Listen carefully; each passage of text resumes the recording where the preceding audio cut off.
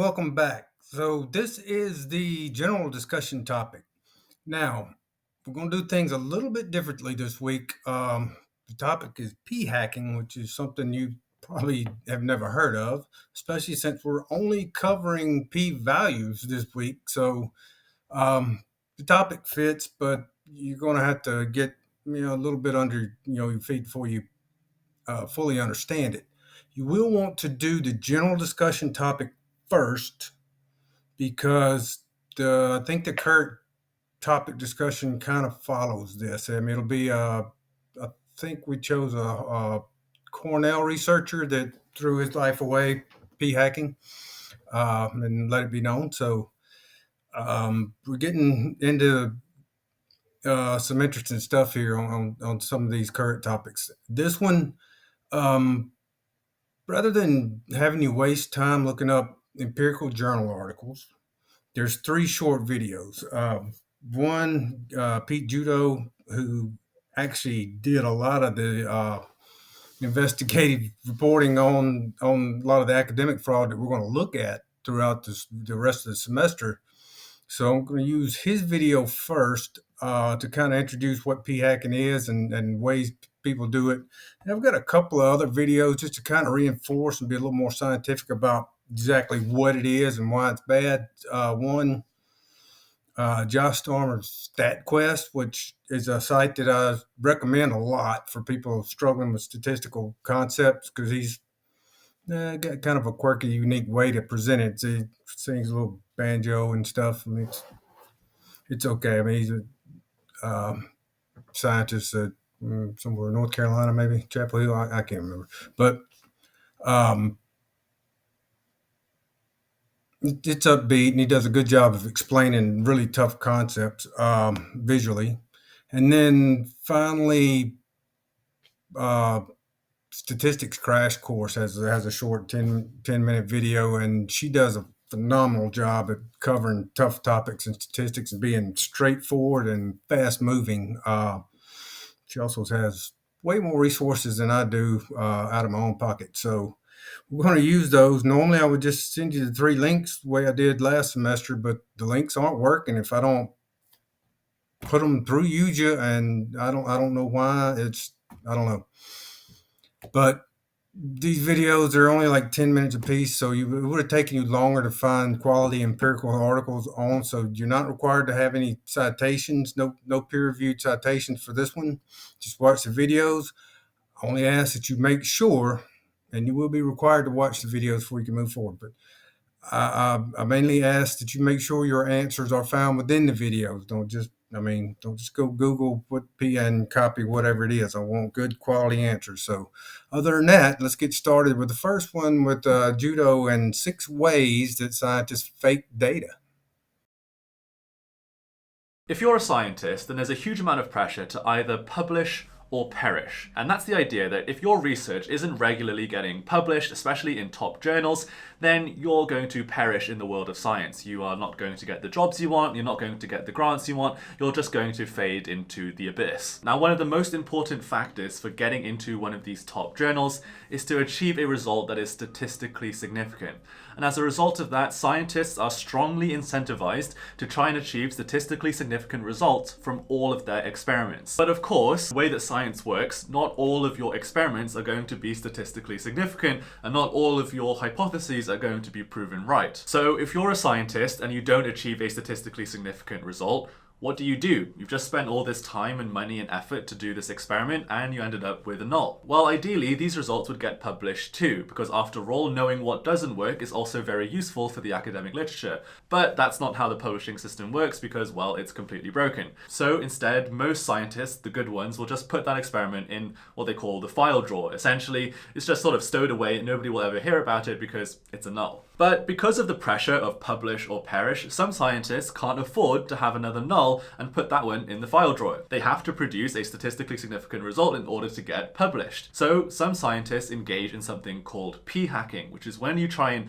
torture the data in some way in order to try and produce a statistically significant result, even when you don't actually have one. Now, I've talked about p-hacking in the past, and some of you said that the way that I described it was actually incorrect. So I did some research, and it turns out that I was correct, and And you were also correct, because p-hacking, it turns out, is an umbrella term for several different forms of data manipulation in order to try and achieve this statistically significant result. So in today's video, I want to go through 6 different forms of p-hacking that scientists engage in order to try and get a result that they don't deserve.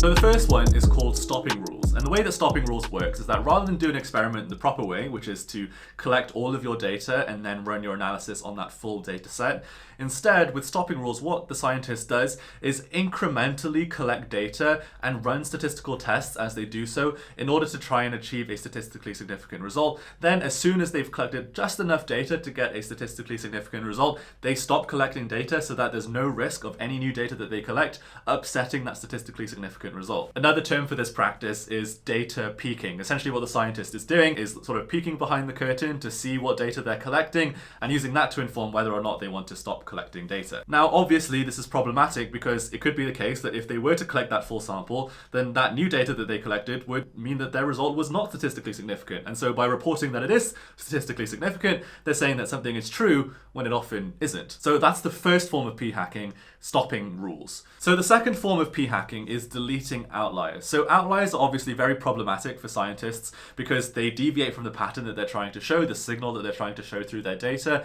And because outliers deviate so far from that sort of regression line or whatever trend line they're trying to show, that means that those outliers can often have a disproportionately large impact in terms of your statistical significance. And so what a lot of scientists choose to do is to simply delete those outliers. Now sometimes deleting outliers is justified, right? And the scientists can provide justification as to why they wanted to delete those outliers. However, the problem with deleting outliers is that there's sort of very few rules and regulations to decide sort of what outliers deserve to be removed or not. And scientists generally have huge degrees of freedom in deciding what outliers they want to delete and which ones they want to keep in. So as you can imagine, with the publish or perish nature of scientific research, giving scientists that much freedom as to which data points they want to determine as outliers means that scientists can basically just pick and choose which data points they want to keep in and which ones they want to take out. And so you'll often see scientists doing this kind of data trimming exercise where they delete outliers that don't support their hypothesis but leave the ones in that do. And as a result of that, they get a much stronger effect than is actually seen in the real data, which obviously leads to false positives. Okay, so the next form of p-hacking is called variable manipulation. So this is when you're in the middle of an experiment, you're collecting data, and as you look at the data, you realize that you're not going to get a statistically significant result from the thing that you originally set out to study, but this other thing that you're measuring seems to be having a big effect, and so you just change your study to be about that new thing that wasn't originally what you planned. For example, in my world of psychology, you might do an experiment that looks at the effect of, say, going clubbing on personality. And so you have a group who goes clubbing, a group who doesn't go clubbing, and then you have them all do a Big 5 personality test. That's like the standard test in psychology that you use for measuring personality, right? And then maybe in the beginning you were setting out to investigate whether clubbing affects extroversion, but when you look at your data, you realize that actually extroversion doesn't really seem to be affected by clubbing, but agreeableness does for whatever reason. And so when you see that in the data, you run that test, you find that that's statistically significant, and then you go, well, why don't I pretend like that was my intention from the beginning? And so you write up the whole experiment as if you were originally planning to look at agreeableness rather than extroversion. And obviously, that's not what you were doing. It's a false result. It is doing that kind of thing increases your chance of a false positive. It is bad practice. This kind of thing happens all the time. It's quite hard to detect, to be honest, because, from the point of view of the journal who is just receiving the finished submission, it's hard to tell what the original experiment was supposed to be, but that kind of practice increases the chance of false positives, and it's just bad science. Okay, so the next one is excessive hypothesis testing. So this is when you run a big experiment, you have a big sample size, and when you do your test on the big sample size, you don't get a statistically significant result. So what you do instead is you chop up your sample in a way that it conveniently gives you a statistically significant result. For example, if you're doing a study in psychology and you had a huge human population and that overall population didn't give you the result you wanted, what you might find when you look into the data is that it doesn't seem to work for everyone, but it does seem to work if I limit my sample to just the women in my sample who were between the ages of 18 and 45. And if I just limit it to that small sample, then suddenly I get the result that I'm looking for. And so then you write up the study as if that was your full sample, when obviously it wasn't. Now obviously this is problematic because that wasn't what you initially set out to do, and the chances are is that you only got a positive result in this case out of luck. So excessive hypothesis testing, another form of p-hacking, very problematic. Okay, the next one is excessive model fitting. This is the one that drives me up the wall the most when I see it in the wild, when I see scientists presenting their data with this. Essentially what this is if you have extremely noisy data, data that doesn't really show a clear signal, and what these scientists do is they run all kinds of different statistical tests to try and get a result. Like, there are lots of different tests you can do in stats to, test for statistical significance, and they'll just run all of them until they find one that gives them a statistically significant result, even if that test is actually inappropriate for the data that they were collecting. And the way that I tend to spot when a scientist has done this in the wild is if I look at their graph and they have like a really noisy graph, so like sort of data all over the place where there's kind of no clear relationship between the two variables that they were measuring, and then there's just some random trend line that goes through the middle of it that's trying to show that there's an effect. Like, when I see graphs like this and they tell me that, look, it's statistically significant, I'm super suspicious instantly, because I'm like, I don't see any clear relationship. Like, if you took that line away, I would not be able to see any relationship between the data, and you've just basically drawn some random line in the middle of the graph that tells me something which you wanted to tell me. That is excessive model fitting. And the final form of p-hacking is selective reporting of results. So sometimes when you do an experiment, you're testing multiple different things at the same time, but the problem is when you test lots of different things and some of them work and some of them don't work, that creates a very sort of unclear and messy story in your write-up of your experiment. And what these journals want, like Nature and Science and all these like famous journals, they want a very clean, neat story from start to finish of, this is my hypothesis, this is my test, and these are my results. And it's all very clean, and one flows onto the other. All of this kind of, some work, some didn't work, all this nuance that real science actually has doesn't make for a very clean story. And so what some scientists do is they engage in selective reporting of their results. So essentially what they're doing is only reporting the parts of the experiment that worked out, and just kind of omitting the nulls as if they never happened, even though they did happen. Now, a good analogy for this kind of practice is like seeing a highlight reel of your favorite sports person, right? When you see a highlight reel of your favorite sports person, they seem like the best sports person in the world.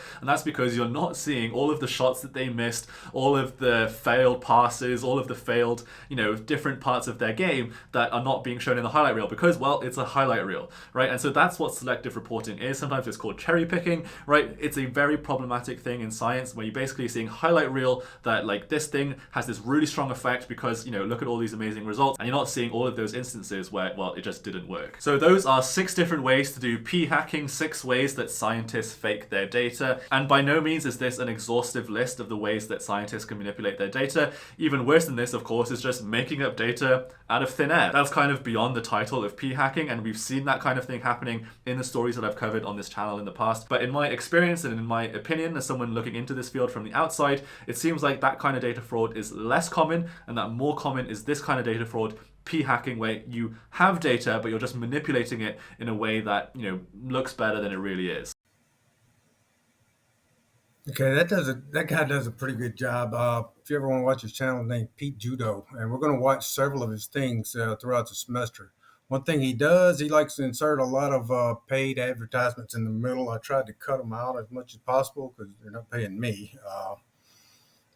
Hopefully, under the Creative Commons, I'm covered to do that. But okay, so to go more in depth about what it is, and like I said, a little quirky video about p-hacking from Josh Storms over at StatQuest, and that's another site. If you have trouble with some of these concepts, he's got a ton of information, upbeat, good visuals about some of it. So let's get into that. And the name of this one is p-hacking: what it is and how to avoid it. P-hacking, don't do it. If you do it, it's a shame. StatQuest, yeah. Hello, I'm Josh Starmer and welcome to StatQuest. Today we're going to talk about p-hacking, what it is, and how to avoid it. Note, this StatQuest assumes that you are already familiar with p-values. If not, check out the quests. Imagine there was a virus, and we wanted to develop a drug to reduce the time it took to recover from it. So we created a bunch of candidate drugs, and we tested each one to find out if any of them worked. So we measured how long it took for 3 people to recover from the virus without any drugs. And then we gave 3 people drug A and measured how long it took them to recover. Just by looking at the graph, it appears that drug A did not shorten recovery very much, if at all. So we measure how long it takes 3 more people to recover without any medicine. And then we give 3 people drug B and measure how long it takes them to recover. Again, just by looking at the graph, it doesn't look like drug B helped people recover any faster than people without any medicine. So we just keep testing drugs until we get one that really looks like it does a good job. And at long last, it looks like drug Z does a great job reducing the amount of time it takes to recover from the virus. So we calculate the means of the 2 groups and do a statistical test to compare the means. And we get a p-value equal to 0.02. And since 0.02 is less than 0.05, we reject the null hypothesis, which is that there is no difference between not taking a drug and taking drug Z. Bam? No bam. We just p-hacked. P-hacking refers to the misuse and abuse of analysis techniques and results in being fooled by false positives. However, instead of feeling great shame, let's learn about p-hacking so we don't do it again. Imagine we measured recovery times for a whole lot of people who did not take any drugs to fight the virus. And then we fit a normal distribution to all of the recovery times. The red area under the curve indicates the percentage of people that recovered from the illness within a range of possible values. For example, 2.5% of the area under the curve is for durations less than 5 days, indicating that 2.5% of the people recovered in less than 5 days. In contrast, 95% of the area under the curve is between 5 and 15 days, indicating that 95% of the people recovered between 5 to 15 days. Now, if we only asked 3 people, represented by light blue circles, how long it took them to recover from the illness, there's a good chance all 3 would say something between 5 and 15 days. And if we asked a different set of 3 people, represented by dark blue circles, there's a good chance all 3 would also say something between 5 and 15 days. Just like before, we can plot these 2 groups of people on a graph.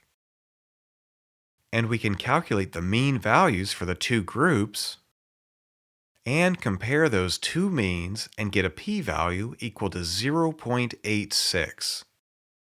And because 0.86 is greater than 0.05, we would fail to see a significant difference between the 2 groups of observations. In other words, the p-value did not convince us that the observations came from 2 different distributions. And that makes sense because both groups of people came from the exact same distribution. Now imagine we asked another group of 3 people how long it took them to recover, and we plotted their recovery times and mean value on a graph. Then we asked another group of 3 people how long it took them to recover, and we plotted their recovery times and mean value on the graph. Again, we do a test to compare the 2 means and we get a p-value equal to 0.63. And since 0.63 is greater than 0.05, we would fail to see a significant difference between the 2 groups of observations. And again, this is good because both sets of observations came from the exact same distribution. Now imagine we just keep taking 2 groups of 3 from the same distribution and testing to see if they are different. Note, these 2 groups almost look like they could be different, but the p-value equals 0.06, which is greater than the standard threshold for significance, 0.05. So we just keep going. And sooner or later, we will get something like this. When we compare the two means, the p-value equals 0.02. And that tells us that there is a statistically significant difference between the two groups, suggesting that the data came from two different distributions, which is incorrect. Since we know that both samples came from the same distribution, the small p-value is a false positive. Note, you may remember from the StatQuest on interpreting p-values that setting the threshold for significance to 0.05 means that approximately 5% of the statistical test we do on data gathered from the same distribution will result in false positives. That means if we did 100 tests, we would expect about 5 false positives, or 5%. And if we did 10,000 tests, we would expect about 500 false positives. In other words, the more tests we do, the more false positives we have to deal with. Oh no, it's the dreaded terminology alert. Doing a lot of tests and ending up with false positives is called the multiple testing problem. The good news is that there are many ways to compensate for the multiple testing problem and reduce the number of false positives. One popular method is called the false discovery rate. Shameless self-promotion. I have a whole StatQuest on the false discovery rate. The link is in the description below. The main idea is that you input the p-values for every single comparison. Beep, boop, boop, beep, beep, beep, boop, boop. And then the false discovery rate does some surprisingly simple mathematics and outcome adjusted p-values that are usually larger than the original p-values. And, ultimately, some of the tests that were false positives before end up with adjusted p-values greater than 0.05. Like I said, I have a whole StatQuest on this method if you want to know more details. The important thing to know now, however, is that in order for false discovery rates or any other method that compensates for multiple testing to work properly, you have to include all of the p-values for all of the tests, not just the one that looks like it will give you a small p-value. In other words, don't cherry-pick your data and only do tests that look good. Bam! Now let's talk about a slightly less obvious form of p-hacking. Remember these two groups? The p-value was 0.06. Now, we know that both groups came from the same distribution. But, typically, when we are doing experiments, we don't know if they both came from the same distribution or different ones. And, let's be honest, we usually hope that the observations come from two different distributions. In this example, we are looking for a new drug to help people, so we want to see an improvement. So, when we get data like this, where the p-value is close to 0.05, but not less than, it is very tempting to think, I wonder if the p-value will get smaller if I add more data. So we add one more measurement to each group, and now when we calculate the p-value, we get 0.02, which is less than 0.05, so we can report a statistically significant difference. Hooray! We got what we wanted, right? No, we p-hacked again. Wah wah. When a p-value is close to 0.05, like what we had with the original data, there's a surprisingly high probability that just adding one new measurement to both groups will result in a false positive.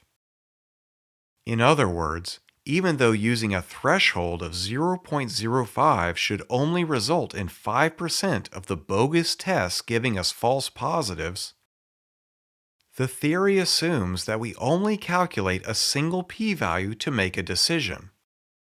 In this case, we calculated two p-values to make our decision. The one at the start, which was 0.06, then, because the first p-value was close to 0.05, we added more data and calculated a second p-value. In this case, we know all of the measurements came from the exact same distribution, so we know this is a false positive. So, how do we keep from making this mistake? In order to avoid making this mistake, we need to determine the proper sample size before doing the experiment. And that means we need to do a power analysis. A power analysis is performed before doing an experiment and tells us how many replicates we need in order to have a relatively high probability of correctly rejecting the null hypothesis. Cool! Where can I learn more about doing a power analysis? In the next stat quests, we'll talk about power and power analyses to determine the appropriate sample size. Bam! In summary, if you have a bunch of things you want to test out, like a bunch of different drugs that might help people recover from a virus, don't just collect all the data, but only calculate a p-value for the one time things look different. Instead, calculate a p-value for each test and adjust all of the p-values with something like the false discovery rate. This will help reduce the probability of reporting a false positive.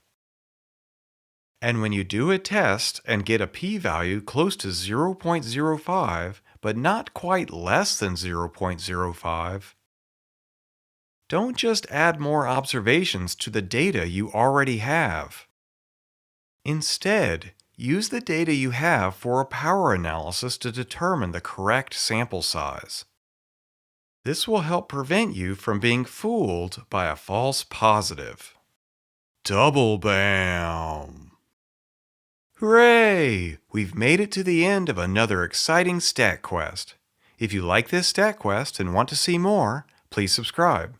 And if you want to support StatQuest, consider contributing to my Patreon campaign, becoming a channel member, buying one or two of my original songs or a t-shirt or a hoodie, or just donate. The links are in the description below. Alright, until next time, quest on! Okay, so now on to our last one, video 3. This one is from another site that I recommend a lot, especially to undergrads. But if you need a tutorial or catch up on some of these topics, Statistics Crash Course is very fast-paced, very straightforward, easy to understand. Some of even the toughest topics and basic statistics is in there. So, and even some of the advanced topics like this one. So, for the last 10 minutes, go ahead and watch this and pay attention and keep up with it, and then we'll wrap up. You're only required to answer what is p-hacking, and explain what p-hacking is and why it's bad, and then list a few ways that scientists may engage in that type of activity. So really straightforward. So just pay attention to videos, pick up as much as you can on this last one, and been answer straightforward from your own words, from what you saw. So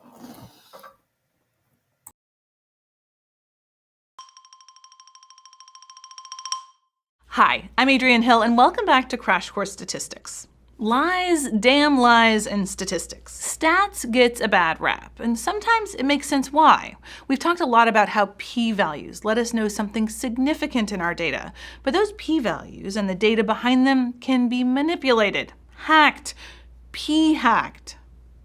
P-hacking is manipulating data or analyses to artificially get significant p-values. Today we're going to take a break from learning new statistical models and instead look at some statistics gone wrong. Maybe also some props gone wrong.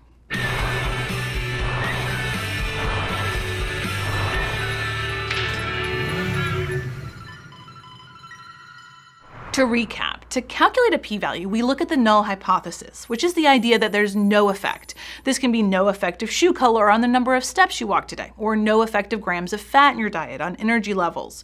Whatever it is, we set this hypothesis up just so we can try to shoot it down. In the null hypothesis significance testing framework, we either reject or fail to reject the null.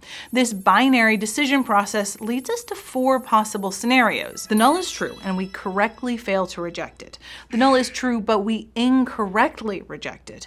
The null is false, and we correctly reject it. Or the null is false, and we incorrectly fail to reject it. Out of these 4 options, scientists who expect to see a relationship are usually hoping for this one. In null hypothesis significance testing, failing to reject the null is a lack of any evidence, not evidence that nothing happened. So scientists and researchers are incentivized to find something significant. Academic journals don't want to publish a result saying something like, "We don't have convincing evidence that chocolate cures cancer, but also we don't have convincing evidence that it doesn't." Popular websites don't want that either. That's like anti-clickbait. In science, being able to publish your results is your ticket to job stability, a higher salary, and prestige. And in this quest to achieve positive results, sometimes things go wrong. P-hacking is when analyses are being chosen based on what makes the p-value significant, not what's the best analysis plan. Statistical tests that look normal on the surface may have been p-hacked, and we should be careful when consuming or doing research that we're not misled by p-hacked analyses. P-hacking isn't always malicious. It could come from a gap in a researcher's statistical knowledge, or a well-intentioned belief in a specific scientific theory, or just an honest mistake. Regardless of what's behind p-hacking, it's a problem. Much of scientific theory is based on p-values. Ideally, we should choose which analyses we're going to do before we see the data. And even then, we accept that sometimes we'll get a significant result even if there's no real effect, just by chance. It's a risk we take when we use null hypothesis significance testing. But we don't want researchers to intentionally create effects that look significant, even when they're not. When scientists p-hack, they're often putting out research results that just aren't real. And the ramifications of these incorrect studies could be small, like convincing people that eating chocolate will cause weight loss, to very, very serious, like contributing to a study that convinced many people to stop vaccinating their kids. Analyses can be complicated. For example, XKCD had a comic associating jelly beans and acne. So you grab a box of jelly beans and get experimenting. It turns out that you get a p-value that's greater than 0.05. Since your alpha cutoff is 0.05, you fail to reject the null that jelly beans are not associated with breakouts. But the comic goes on. There are different colors of jelly beans. Maybe it's only one color that's linked with acne. So you go off to the lab to test the 20 different colors, and the green ones produce a significant p-value. But before you run off to the newspapers to tell everyone to stop eating green jelly beans, let's think about what happened. We know that there's a 5% chance of getting a p-value less than 0.05 even if no color of jelly bean is actually linked to acne. That's a 1 in 20 chance, and we just did 20 separate tests. So what's the likelihood here that we'd incorrectly reject the null? Turns out with 20 tests, it's way higher than 5%. If jelly beans are not linked with acne, then each individual test has a 5% chance of being significant and a 95% chance of not being significant. So the probability of having none of our 20 tests come up significant is 0.95 to the 20th power, or about 36%. That means that about 64% of the time, one or more of these tests will be significant just by chance, even though jelly beans have no effect on acne. And 64% is a lot higher than the 5% chance you may have been expecting.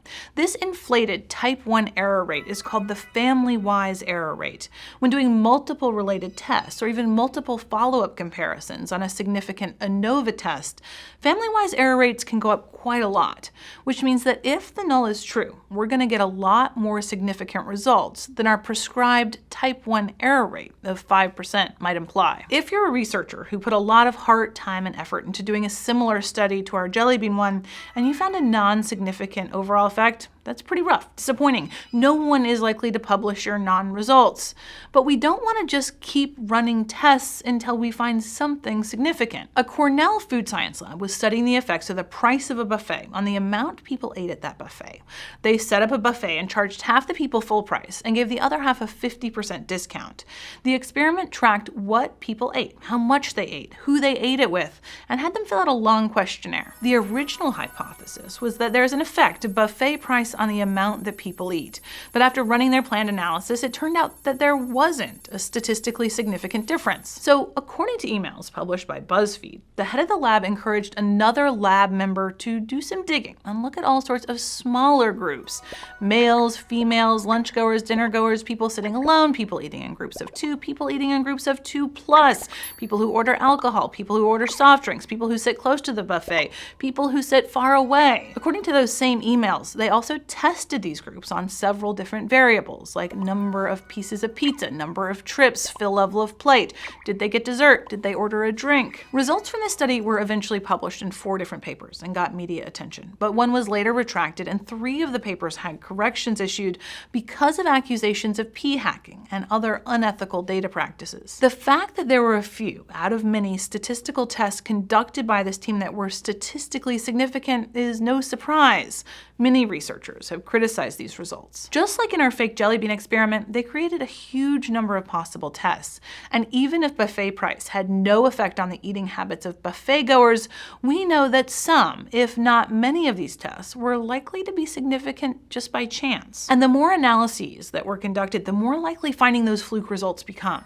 By the time you do 14 separate tests, it's more likely than not that you'll get at least one statistically significant result, even if there's nothing there. The main problem arises when those few significant results are reported without the context of all the non-significant ones. Let's pretend you make firecrackers, and you're new to making firecrackers, you're not great at it, so sometimes you make mistakes that cause the crackers to fizzle when they should go boom. You make one batch of 100 firecrackers, and only 5 of them work. You take those 5 exploded firecrackers with video proof that they really went off to a business meeting to try to convince some venture capitalists to give you money to grow your business. Conveniently, they don't ask whether you made any other failed firecrackers. They think you're showing them everything you made, and you start to feel a little bad about taking their $1 million.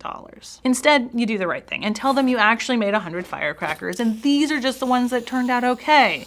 And once they know that 95 of the firecrackers that you made failed, they're not going to give you the money. Multiple statistical tests on the same data are similar. Significant results usually indicate to us that something interesting could be happening. That's why we use significance tests. But if you see only 5 out of 100 tests are significant, you're probably going to be a bit more suspicious that those significant results are false positives. Those 5 good firecrackers may have just been good luck. When researchers conduct many statistical tests but only report the significant ones, it's misleading. Depending on how transparent they are, it can even seem like they only ran 5 tests, of which 5 were significant. There is a way to account for family-wise errors. The world is complex, and sometimes so are the experiments that we use to explore it. While it's important for people doing research to define the hypotheses they're going to test before they look at any data, it's understandable that during the course of the experiment, they might get new ideas. One simple way around this is to correct for the inflation in your family-wise error rate. If you want the overall type 1 error rate for all your tests to be 5%, then you can adjust your p-values accordingly. One very simple way to do this is to apply a Bonferroni correction. Instead of setting a usual threshold, like 0.05, to decide when a p-value is significant or non-significant, you take the usual threshold and divide it by the number of tests you're doing. If we wanted to test the effect of 5 different health measures on risk of stroke, we would take our original threshold, 0.05, and divide by 5. That leaves us with a new cutoff of 0.01. So in order to determine if the effect of hours of exercise or any of our other 4 measures has a significant effect on risk of stroke, you would need to have a p-value of below 0.01 instead of 0.05. This may seem like a lot of hoopla over a few extra statistical tests, but making sure that we limit the likelihood of putting out false research is really important. We always want to put out good research, and as much as possible, we want the results we publish to be correct. If you don't do research yourself, these problems can seem far removed from your everyday life, but they still affect you. These results might affect the amount of chemicals that are allowed in your food and water, or the laws that politicians are writing. And spotting questionable science means you might not have to avoid green jelly beans, because green jelly beans are clearly the best. Thanks for watching. I'll see you next time. Crash Course Statistics is filmed in the Chad and Stacy Immigholt studio in Indianapolis, Indiana, and it's made with the help of all these nice people. Our animation team is Thought Cafe. If you'd like to keep Crash Course free for everyone forever, you can support the series at Patreon, a crowdfunding platform that allows you to support the content you love. Thank you to all our patrons for your continued support. Crash Course is a production of Complexly. If you like content designed to get you thinking, check out some of our other channels at complexly.com. Thanks for watching.